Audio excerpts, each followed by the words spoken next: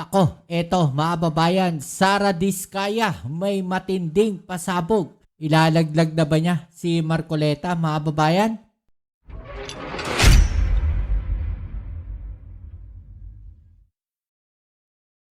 Yan po ang ating alamin ngayon at pag-uusapan. Pero syempre bago ang lahat, please don't forget to subscribe, like, share at comment dyan sa comment section. At syempre, shoutouts na rin tayo sa mga followers natin dyan. Maraming salamat po sa inyong suporta. At palagi nating inihiling, 1 view, 1 like po sana sa ating video. Alright, so ito mga babayan, no, pag-usapan natin. Ito pong si Sara Diskaya, mga babayan, ay sumuko na po sa NBI. At meron po siyang matinding pasabog ngayon, mga babayan. No, ito po ba makakaapekto dito kay Marcoleta? No? So ito po, alamin natin itong balita na to mga babayan dahil ito pong si Sara Diskaya ngayon po, no? Marami pong sinasabi mga babayan. At tila meron po siya mga matinding pasabog, no? Okay, so ito po, alamin po natin 'yan. Kasunod po ng pagsuko sa NBI, malungkot at iniisip umano ngayon ni Sara Diskaya ang pamilya ayon sa kanilang tagapagsalita. Okay, so eto mga babayan, lahat naman po siguro ng nakukulong, no, malungkot po. Lalo't ngayon magpapasko, mga babayan, no?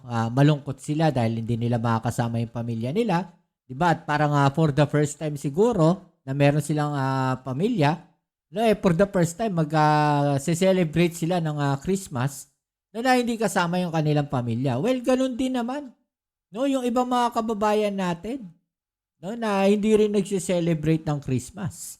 'Di ba? Ano pinagkaiba niyan? Kung sila po, mga babayan, mapepera, no? At kaya pa rin nilang bilhin, yung mga kaya nilang bilhin sa kanilang buhay. No, na galing di umano diyan sa flood control projects na 'yan. 'Di ba? Nadadawit sila eh. Well, ako sa akin, no, sa tingin ko tama lamang po. No, na sila nagkataon Christmas 'Di ba? Anong gagawin natin? No? Paano kung summer naman 'yan? 'Di ba? So wala namang problema doon. No, nagkataon na magpapasko talaga kayo sa kulungan dahil yan yung pinangako ng Pangulo. No? Hindi na nagpapatumpik-tumpik yung ating Pangulong Bongbong Marcos. Dire-diretso, no? Magpapasko kayo sa Oblo. Iginit din niyang nadamay lang siya sa Ghost Project sa Davao Occidental. Naniniwala ba kayo na nadamay lang siya sa Ghost Project, mga babayan, sa Davao? No? Naniniwala ba kayo doon?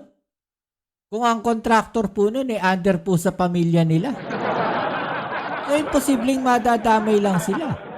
Diba? Kung yung mismong contractor doon under sa pamilya nila, paano silang nadamay? Diba mga babayan? Malinaw na alam nila yon. Kung ikaw negosyante, tapos ganyan ang negosyo mo, construction, imposibleng hindi mo na monitor yung mga project na yan. Diba? Lagi mo minomonitor yan. No, alam mo kung ano yung mga project na pumapasok dahil alam mo na may perang papasok. Diba? Imposibleng hindi nila alam yan at nadamay lang sila dyan. Buwelta ng DPWH, klaro ang ebidensya laban sa kanya. Klaro yung ebidensya. Diba? Ayaw po yan sa DPWH. At nakatutok si John Consulta. Pasado alas 3 ng hapon nang dumating sa tanggapan ng NBI ang tagapagsalita ng mga Diskaya na si Atty. Cornelius Samaniego. Pagkalipas ng 2 oras, umarap siya sa media para magbigay ng update sa lagay ng kanilang kliyente si Sara Diskaya. Maayos naman siya doon sa taas, nalulungkot lang siya. Siyempre, may kasong na-file sa kanya sa Davao. Kailangan kasuhan yung mga yung mga dawit dyan sa flood control. Yan yung utos ng Pangulo. Anong gagawin natin? Di ba? At dahil doon, ang iniisip niya yung pamilya niya. Mitigating o makakatulong daw sa kaso ni Diskaya ang kanyang ginawang pagsuko. Pero kasama rin sa kinonsidera ay ang kanyang seguridad. Hindi natin alam kung totoo o hindi, pero mas maganda na yung nakakasiguro. Diba?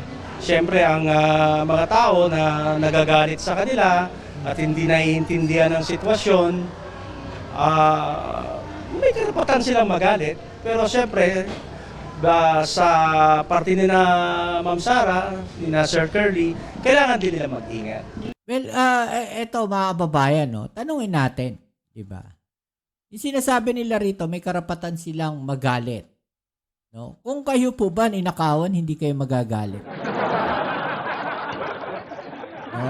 Hindi ko sinasabing direct na nagnakaw itong Diskaya, mga kababayan. No? Pero kasi ganun yung lumalabas. At ang ninakawan nila, no, ang taong bayan. No? Ninakawan nila yung taong bayan. At sino yung taong bayan? Tayo yun.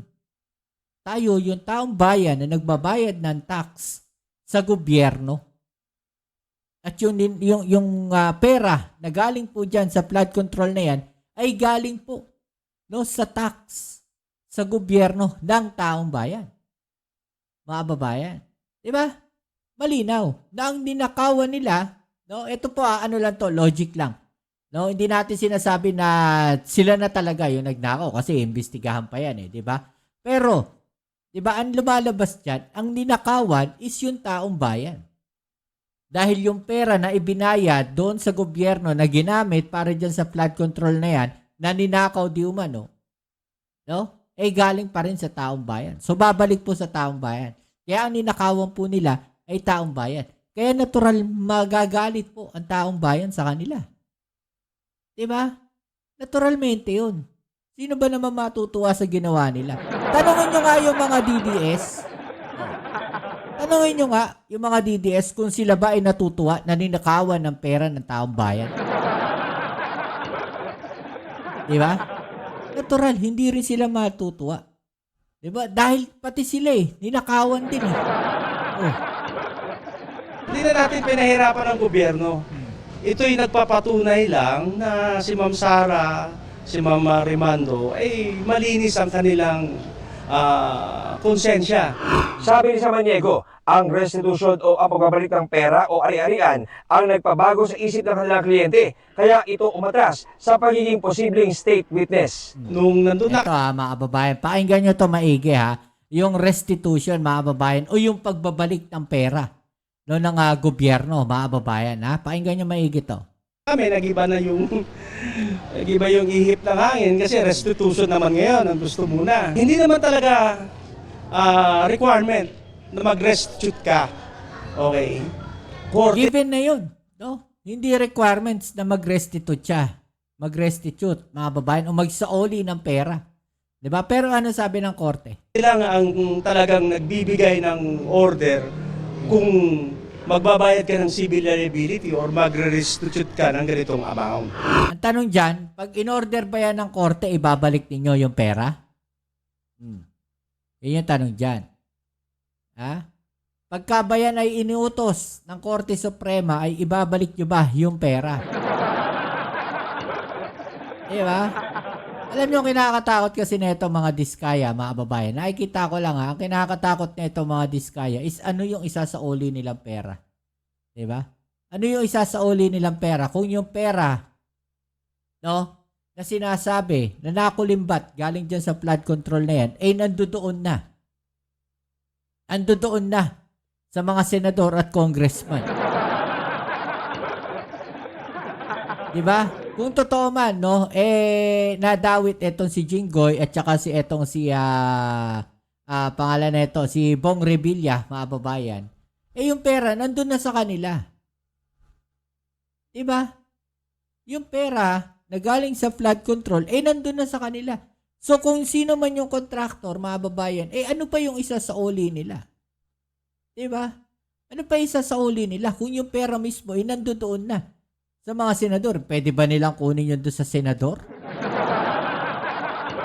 Yun ang malaking problema dito ng mga Diskaya. Kaya kung ako sa kanila, mga kababayan, makipag-cooperate sila na maayos sa gobyerno. Kausapin nila yung gobyerno. Diba? Ituro na talaga nila kung sino yung mga sangkot na congressman at saka mga senador na yan.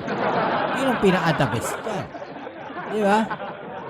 Pero para kay DOJ Prosecutor General Fadilyon, kahit wala sa batas ang restitution, dapat lang daw na mabawi ng publiko ang anumang pwedeng mabawi. I think it is only right Tama lang naman, di ba?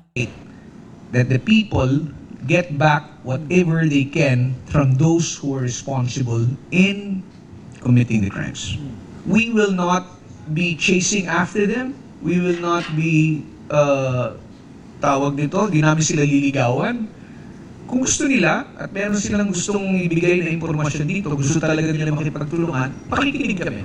Sinagot naman ni DPWH Secretary Vince Dizon ang pahayag ni Diskaya sa isang panayam na nadamay lang siya sa kasong Ghost Project sa Davao Occidental na may project cost na 96 million pesos. May kaso na siya, paglabas na yung arrest warrant niya, doon siya magpaliwanag sa presinto. Pero para sa amin, klarong-klaro ang ebidensya laban sa kanila. St. Timothy Construction Corporation ang contractor ng proyekto ito. So, di ba? St. Timothy. Di ba? Under sa kanila yung kumpanya. Kaya imposibleng nadamay lang. Paano nila sasabihin na nadamay lang sila, mga babayan? Kung yung kumpanya mismo, kanila. Di ba? Kanila yung kumpanya. Sasabihin na damay lang. Pinagloloko tayo na itong mga to. Di ba? Sabi ni Dizon, bayad ng buo ang proyekto pero walang naitayo. Oh, bayad ng buo pa yung proyekto, mga babayan, tapos walang naipatayo. Sino may kasalanan dyan? Siyempre, yung contractor. Di ba sa kanila binayaran eh? Di ba? Tapos sasabihin na damay lang? Oh, posible yun. O, di ituro mo ngayon sino may kasalanan dyan. Sino yung totoong may ano dyan? May ano dyan? Ang tawag dito? May kurakot dyan. Ituro nyo. Diba? Ituro nyo na. Isa lang daw yan sa mga Ghost Project ng mga Diskaya. Yung sasabihin niya na nadamay lang siya, wala siyang kinalaman. Isa niya ako yung pinambili niya ng mga 30 ang sasakyan niya kasama yung Rolls Royce niya. In fact, meron namang ipa-file, sinabi na ng ombudsman na yung kaso sa Bulacan, kasama din ng St. Timothy. Kasama din siya doon. Sinagot din ni Dizon ang pahayag ni Diskaya na naawa siya sa mga anak niya nang voluntaryo pumunta sa NBI matapos sabihin ni Pangulong Marcos na lalabas na ang warrant of arrest laban sa kanya. Hindi siya naawa sa bansa. Hindi siya Exactly. naawa sa yung mga taong nandun sa mga area na dapat may flood control na Ghost Project nila na hanggang ngayon binabaha. Siguro dapat doon maawa siya sa mga taong yun. Sa tingin naman Diba? Yun yung sinasabi natin, mga babayan. No? Naawa siya sa pamilya niya, naawa siya sa anak niya. Pero yung mga naging biktima ng kanilang mga ginawa, mga babayan, ay hindi ba sila naaawa? Diba? Paano yung may mga namatayan dahil dyan sa ghost flood projects na yan? Paano yung nawalan ng mahal sa buhay? No, dahil dyan sa mga flood control projects, no, na substandard, nasira, bumaha, naagos, nasira yung bahay, no, na may tao ron, nawalan sila ng mahal sa buhay, nawalan sila ng properties, dahil dyan sa mga depektibong flood control projects na yan. Di ba sila naawa doon? Di ba? Habang sila nakatira doon sa mataas na bahay, na mukhang malabong-malabong bahain, di ba, na kumakain sila ng ilang beses isang araw ng mga kung ano-ano na yan, mga mamahalin ng mga sasakyan. Tapos makikita nila sa balita na binabaha, no, yung mga lugar na meron sila mga projects. Ano kaya nararamdaman netong mga Diskaya pag nakikita nilang ganun? No? Na yung mga projects nila nasisira, yung mga lugar na may proyekto sila, na ghost project nila, tapos binaha, anong nararamdaman ng mga Diskaya kung nakikita nila yan sa mga balita? Diba? Sino ang mas nakakaawa ngayon? Pamilya Diskaya o yung taong bayan o yung sambayan ng Pilipino na apektado ng mga pinaggagawa nila dyan sa mga flood control projects na yan? Diba? Naisip ba nila yan bago nila ginawa yun dati?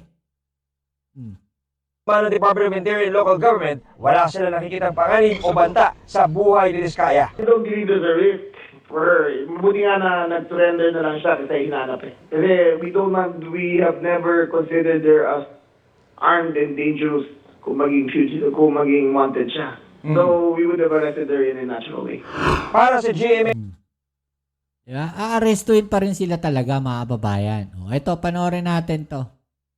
Dapat ikanta ni Sara Diskaya ang lahat ng kanyang nalalaman sa flood control scandal. Dapat pa na ikanta? No? Sang-ayon ba kayo dyan na dapat ikanta ni Sara Diskaya lahat? Well, dapat lang. Dapat lang ikanta niya lahat. Pati yung mga nasa likod nila. Di ba? Kung may protector sila, sino yung mga kinatatakutan nila? Di ba? Tutulungan naman kayo ng gobyerno eh. No, ikanta nyo na, ilaglag nyo na. Di ba? Dapat din daw niyang isauli ang umano'y pondong ninakaw kung gusto pa niyang matanggap sa Witness Protection Program. Ang detalye sa agenda report ni Elijah Bonzo. I'm not saying it's too late. It's just that they're very late already. No?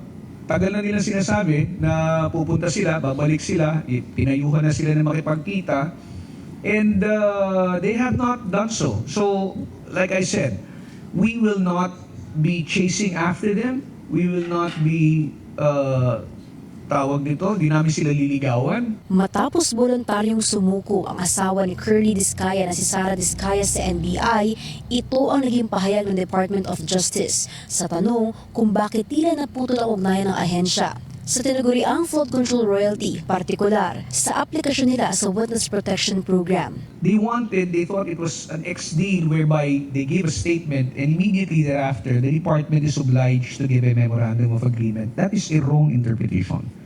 And yung sinasabi nila na magsasabi ng kabuuan or ng they will tell all, that is something which they promised but they never did comply with. Sa ngayon, mga pangalan pa lamang daw ang naiaambag ng mga Diskaya sa mga investigasyon ng pamahalaan. Ayon sa DOJ, madaling magbigay ng pangalan at posibleng hindi ito sasapat para agad din sila makonsidera bilang state witnesses. Tama, di ba? Kahit sino pwede nilang banggitin. Yeah, kagaya ng ginawa ni Saldico. Dinawit yung Pangulo. Ang tanong, may ebidensya ba? May matibay na ebidensya ba si Saldico? May matibay na ebidensya ba laban dito kay Pangulong Bongbong Marcos? Di ba? Yun yung tanong doon. Madaling banggitin yung pangalan ng Pangulo. Ang tanong, may matibay ba silang ebidensya? Alin? Yung male-maleta na hindi nga alam kung may laman sa loob o wala? Kalokohan. Di ba? I-tell all nyo. Sabihin nyo lahat. Yun ang maganda ron. Tapos, bakapan nyo ng ebidensya.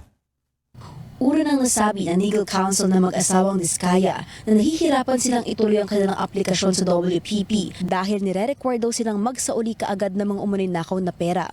Sagot ng DOJ, huwag gamiting issue ang restitution. Parang napakaswerte naman yata nun. Tatanggapin mo na siya sa programa at hahayaan pa natin niyang gastusin ang kung anumang pera na nakuha nila. I think it is only right that the people get back whatever they can from those who are responsible in committing the crimes. Tama. Hintayin ang warrant o voluntaryong sumuko. Yan daw ang dalawang option si Sara Diskaya. Ngayong may mga naisumite ng kaso sa korte laban sa kanya. At ayon kay Fadulyon, wala naman daw masama sa maagang pagsuko nito. Sa parte ng ahensya, sakaling lumapit ulit ang kampo ng mga Diskaya upang makipagtulungan sa pamahalaan, bukas pa rin daw ang DOJ. Para sa agenda, Alright, so yan mga kababayan, So, ang tanong dyan is, payag ba kayo o hindi sa restitution? Sigurado magagalit si Marcoleta dyan sa restitution. Ayaw kanya yan di ba?